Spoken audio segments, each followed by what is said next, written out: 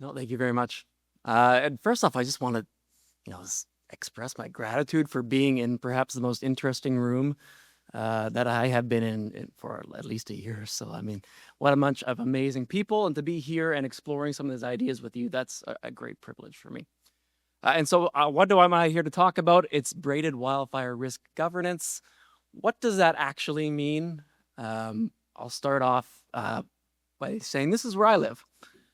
You can't really see it, but maybe that works better. This is southern Vancouver Island, and if you squint at it, you might not actually even have to squint. It looks probably a lot like where you live as well.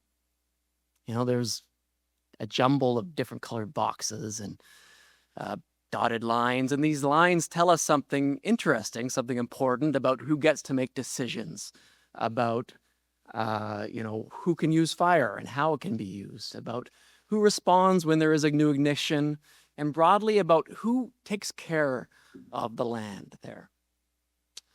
And perhaps what's interesting is that, so in this neck of the woods for us, between our municipalities and our First Nations and our other levels of government, we have about 50 folks, right? 50 bodies who have a piece of this problem. But fire doesn't see any of our imaginary lines, right?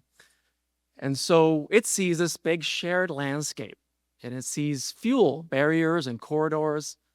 And if we want to be effective at all in managing wildfire, we really need to operate at that landscape level.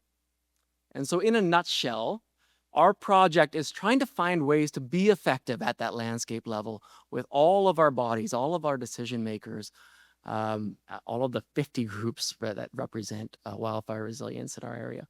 We are not the first to look at this problem. We know that. There's been some really amazing work, especially with the guardianship programs that work at traditional territory levels. We've seen that Canadian Prairies Prescribed Fire Exchange program do some incredible things with sharing information between governments.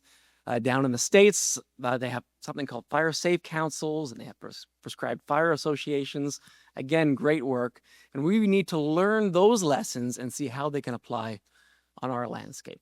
And one of the things we know that we want to do is to find these, communities of practice and find ways to connect them across the landscape level. And so we've identified at least 4 bodies, communities that have a big piece of that wildfire resilience problem that we need to make sure are engaged here. The first off is we're lucky to actually have probably a dozen or so Fire Smart programs across our region, and we need to make sure that they're talking to each other. We need our Indigenous knowledge keepers that have played such a huge role in fire resilience for time immemorial. We need our emergency preparedness community, and we need our fire response community, of course. And that's not just for us, at least, fire departments and our provincial wildfire agency, but we also have fire response capacity in our watershed protection area, in our regional parks. The Department of National Defense actually has some, and Parks Canada does as well. And so all of those folks need to be part of the solution here. And once we start building those connections, we want to really get serious about meaningful multi-jurisdictional stewardship. And I wish I could sit here and tell you exactly what that's going to look like, but I can't, because we're still developing that. We're developing that between all 50 of those bodies. So we got together, we sat down for the very first time, thanks to the support of this grant, for a Wildfire Readiness Forum this last June. We have several more of those scheduled.